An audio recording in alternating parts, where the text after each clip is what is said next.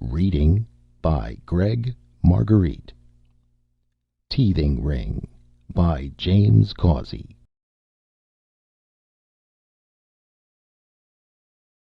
Anyone can make an error, but the higher the society, the more disastrous the mistake. Half an hour before, while she had been engrossed in the current soap opera, and Harry Jr. was screaming in his crib, Melinda would naturally have slammed the front door in the little man's face. However, when the bell rang, she was wearing her new Chinese red housecoat, had just lustered her nails to a blinding scarlet, and Harry Jr. was sleeping like an angel. Yawning, Melinda answered the door, and the little man said, beaming, "Excellent day. I have gewgaws for information." Melinda did not quite recoil. He was perhaps 5 feet tall, with a gleaming hairless scalp and a young, old face. He wore a plain gray tunic, and a peddler's tray hung from his thin shoulders. "Don't want any," Melinda stated flatly. "Please." He had great beseeching amber eyes. "They all say that I haven't much time. I must be back at the university by noon." "You're working your way through college?" He brightened. "Yes, I suppose you could call it that. Alien anthropology major." Melinda softened. The initiations those frats pulled nowadays. Shaving the poor guy's head, eating goldfish. It was criminal. "Well," she asked grudgingly, "what's in the tray?" "Flanglers," said the little man eagerly. "Oscilloscopes, portable force field generators, a neural distorter." Melinda's face was blank. The little man frowned. "You use them, of course. This is a Class 4 culture." Melinda essayed a weak shrug, and the little man sighed with relief. His eyes fled past her to the blank screen of the TV set. "Ah, a monitor," he smiled. "For a moment I was afraid. May I come in?" Melinda shrugged, opened the door.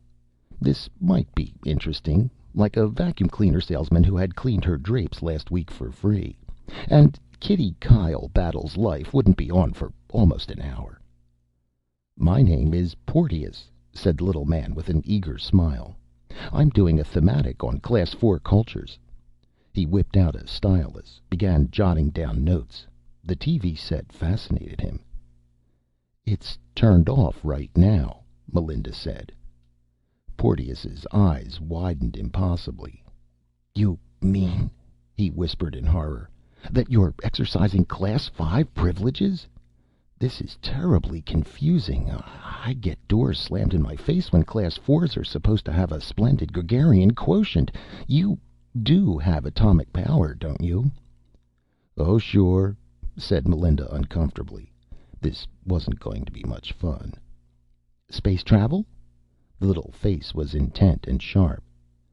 "Well," Melinda yawned, looking at the blank screen, "they've got Space Patrol, Space Cadet, Tales of Tomorrow." "Excellent. Rocket ships or force fields?" Melinda blinked. "Does your husband own one?" Melinda shook her blonde head helplessly. "What are your economic circumstances?" Melinda took a deep, rasping breath, said, "Listen, mister, is this a demonstration or a quiz program?" "Oh, my excuse. Demonstration, certainly. You will not mind the questions?" "Questions?" There was an ominous glint in Melinda's blue eyes. "Your delightful primitive customs, art forms, personal habits." "Look," Melinda said, crimsoning, "this is a respectable neighborhood, and I'm not answering any Kinsey report. Understand?"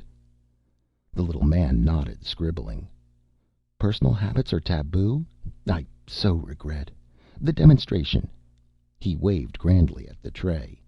"Anti-grav sandals, a portable solar converter.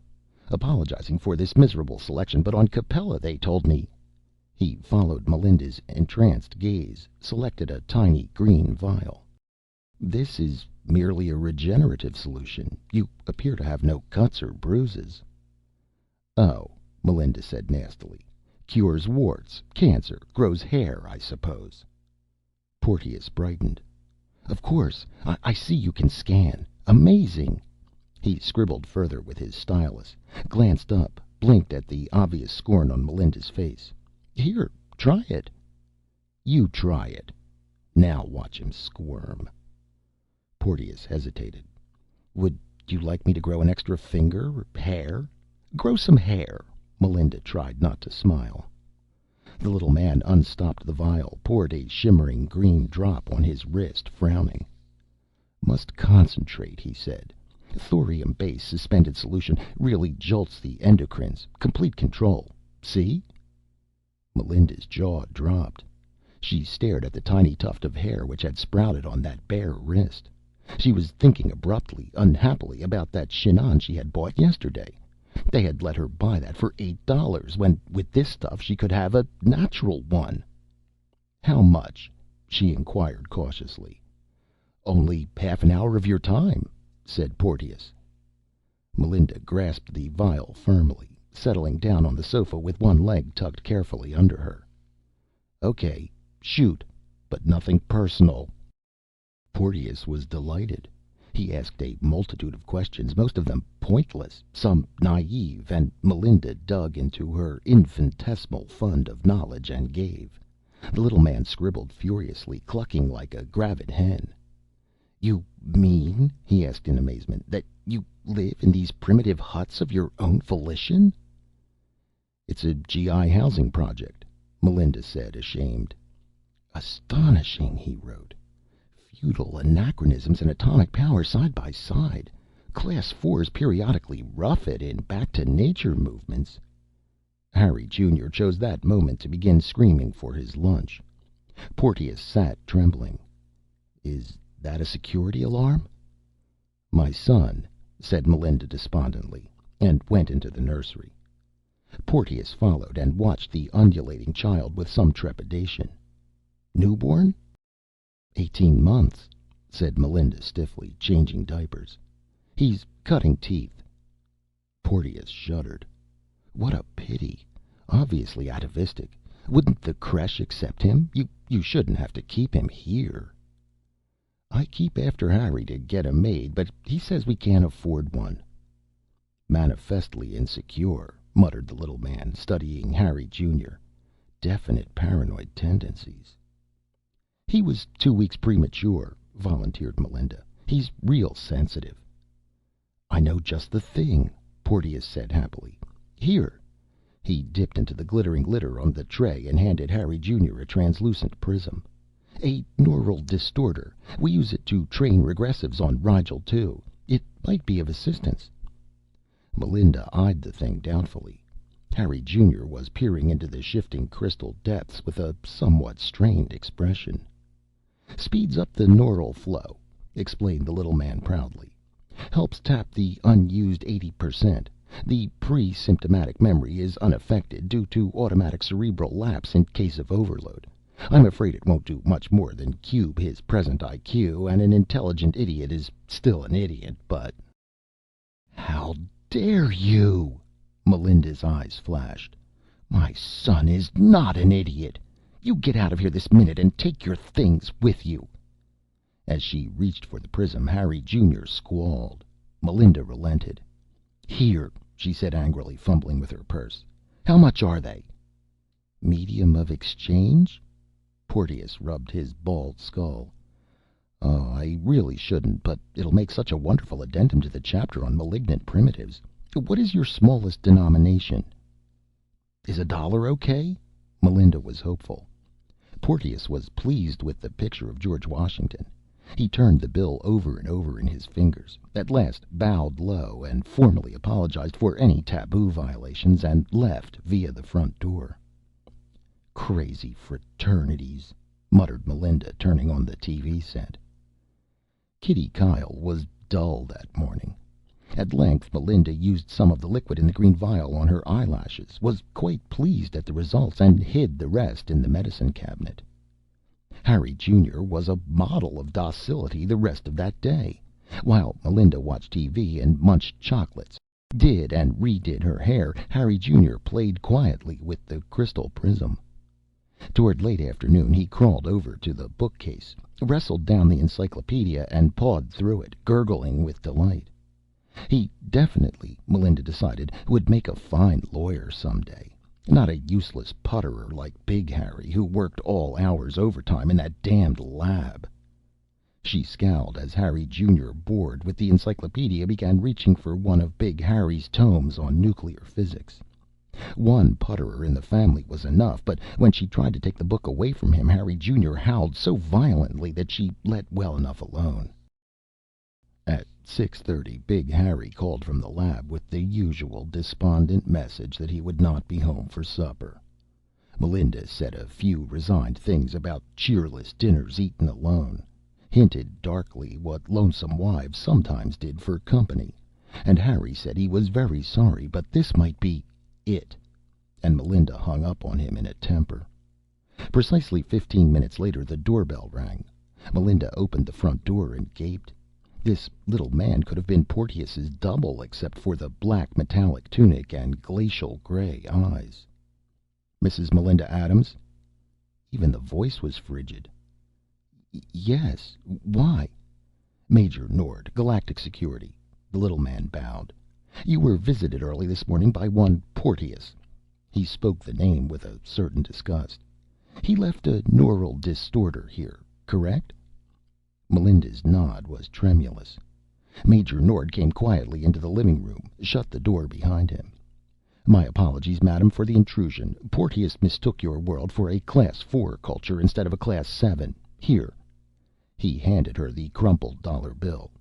"You may check the serial number. The distorter, please." Melinda shrunk limply onto the sofa. I don't understand," she said painfully. "Was he a thief?" "He was careless about his spatial coordinates." Major Nord's teeth showed in the faintest of smiles. "He has been corrected. Where is it?" "Now look," said Melinda with some asperity. "That thing's kept Harry Jr. quiet all day. I bought it in good faith, and it's not my fault. Say, have you got a warrant?"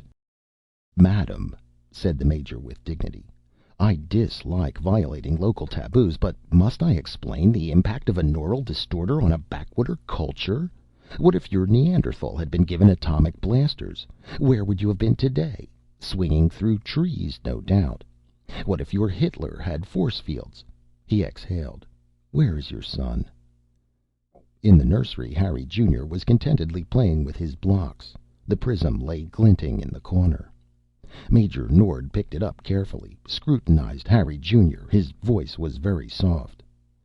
"You said he was playing with it?" Some vestigial maternal instinct prompted Melinda to shake her head vigorously. The little man stared hard at Harry Jr., who began whimpering, trembling.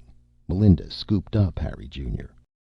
"Is that all you have to do? Run around frightening women and children? Take your old distorter and get out. Leave decent people alone." Major Nord frowned. If only he could be sure. He peered stonily at Harry Jr., murmured, "Definite egomania. It doesn't seem to have affected him. Strange." "Do you want me to scream?" Melinda demanded. Major Nord sighed. He bowed to Melinda, went out, closed the door, touched a tiny stud on his tunic, and vanished. "The manners of some people," Melinda said to Harry Jr. She was relieved that the Major had not asked for the green vial. Harry Jr. also looked relieved, although for quite a different reason. Big Harry arrived home a little after 11. There were small worry creases about his mouth and forehead, and the leaden cast of defeat in his eyes. He went into the bedroom, and Melinda sleepily told him about the little man working his way through college by peddling silly goods, and about that rude cop named Nord. And Harry said that was simply astonishing. And Melinda said, "Harry, you had a drink." "I had 2 drinks," Harry told her owlishly. "You married a failure, dear. Part of the experimental model vaporized. Whoosh! Just like that. On paper it looks so good." Melinda had heard it all before. She asked him to see if Harry Jr. was covered, and Big Harry went unsteadily into the nursery, sat down by his son's crib. Poor little guy, he mused. Your old man's a bum, a useless tinker. He thought he could send man to the stars on a string of helium nuclei. Oh, he was smart. Thought of everything. Auxiliary jets to kick off the negative charge, bigger mercury vapor banks, a fine straight thrust of positive alpha particles. He hiccuped, put his face in his hands. Didn't you ever stop to think that a few air molecules could defocus the stream? Try a vacuum, stupid. Big Harry stood up. Did you say something, son? Gurfel, said Harry Jr. Big Harry reeled into the living room like a somnambulist.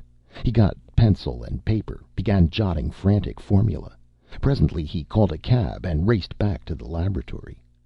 Melinda was dreaming about little bald men with diamond-studded trays. They were chasing her. They kept pelting her with rubies and emeralds. All they wanted was to ask questions, but she kept running. Harry Jr. clasped tightly in her arms. Now they were ringing alarm bells. The bells kept ringing, and she groaned. She sat up in bed and seized the telephone. "Darling," Big Harry's voice shook. "I've got it! More auxiliary shielding plus a vacuum! We'll be rich!" "That's just fine," said Melinda crossly. "You woke the baby." Harry Jr. was sobbing bitterly into his pillow. He was sick with disappointment. Even the most favorable extrapolation showed it would take him 19 years to become master of the world. An eternity. 19 years. End of Teething Ring by James Causey.